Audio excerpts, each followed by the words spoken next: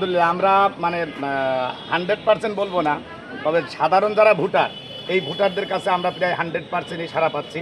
কারণ ভোটাররা ডাইরেক্ট আপনার সাথে আছেন, আপনারা দেখছেন অনেক সময় ভোটাররা বলতেছে যে আমাদের দেওয়ার কোনো জায়গা নাই। আর সবচাইতে বড় কথা হলো সাধারণ যে ভোটার, এই ভোটাররা আপনারা দেখছেন তারা সংস্কার চাই, সংস্কারের পরে একটা সুষ্ঠু নির্বাচন চাই। এই আমাদের মতো রাজনীতি এরা এত বোঝে না, এরা দেশটাকে সুন্দর চায়। এদের একটাই দাবি, দেশে একটা সুন্দর ভালো মানুষ আসুক এবং দেশে বিগত যে দেশের অর্থ করে আপনারা দেখছেন আমাদের সাথে থাকলে যে দেশের বিগত যে চোর যে ডাকাত যারা নাকি দেশের টাকা লুণ্ঠন করছে চুরি করছে, এই ধরনের কোনো ব্যক্তির কাছে চায় না।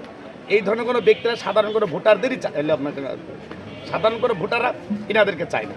এই জন্য ইনারা চায় একটা সুন্দর সুষ্ঠু নির্বাচন এবং ভালো মানুষ আসুক। এই জন্য আমরা বলতে পারি আলহামদুলিল্লাহ আমাদের গণসংযোগে আমরা যে আশ্বাস পাচ্ছি তাতে ইনশাআল্লাহ এই দেশটা যদি সংস্কার হয়, সংস্কারের পরে যে সুষ্ঠু সুন্দর একটা নির্বাচন হয়, এই নির্বাচনে ইসলামী আন্দোলন পীর সাহেব চামড়ার নেতৃত্বে বাংলাদেশে উলামা একরাম এক ঝাঁক উলামা একরামরা সংসদে যাবে, এটা আমরা ইনশাআল্লাহ প্রত্যাশা করি, এটা আশা করি এবং এটাই আজকের গণসংযোগ থেকে আমার 100% আশা এবং ভরসা নিয়ে আমরা সামনের দিকে আগাইতে পারি ইনশাআল্লাহ। সাধারণ মানুষ কিন্তু কীরকম বলতে বোঝে না, সাধারণ মানুষ যে সংস্কারটা বোঝে সেই সংস্কারটা হলো এদেশে কোনো চুরি হবে না, কোনো ডাকাতি হবে না, আমরা নিরিবিল অন্যান্য বিদেশদের যে গল্প শুনি আমরা বিদেশের মতো আমরা অন্যান্য দেশের মতো আমরা ভালো থাকবো, পাশাপাশি আমরা ভোট দিতে গেলে আর কোনো মানে নির্যাতনের শিকার হবো না, আমাদের আর কোনো ভয় থাকবে না, আমরা খুব সুন্দরভাবে নির্বাচন করব দেশি শক্তির বুনিয়াদে।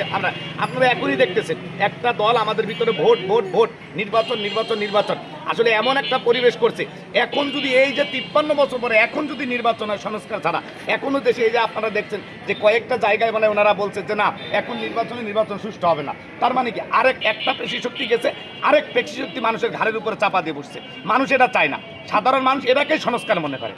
এক কথা যদি বলতে হয় সাধারণ মানুষ সংস্কার মনে করে আমরা সুন্দরভাবে থাকবো, ভালোভাবে থাকবো, দ্রব্যমূল্যের দাম কম থাকবে, পাশাপাশি আমাদেরকে কেউ হামকি দেবে না, আমরা স্বাধীনভাবে বসবাস করব, আমরা কাউকে চাঁদা দিব না।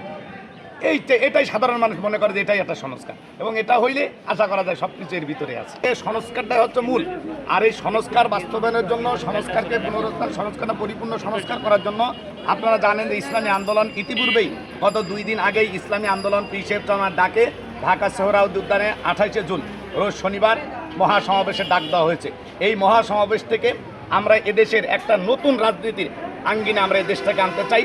আমরা সংস্কার চাই, সুষ্ঠু কীভাবে নির্বাচন হবে, যেইভাবে সুষ্ঠু নির্বাচন হবে সেই পরিবেশটা করার জন্য আমাদের কেন্দ্রের থেকে পীর সাহেব চরমনা যেই নির্দেশনা দেবে সেই নির্দেশনা আমরা মাঠ পর্যায়ে ইনশাআল্লাহ বাস্তবায়ন করব।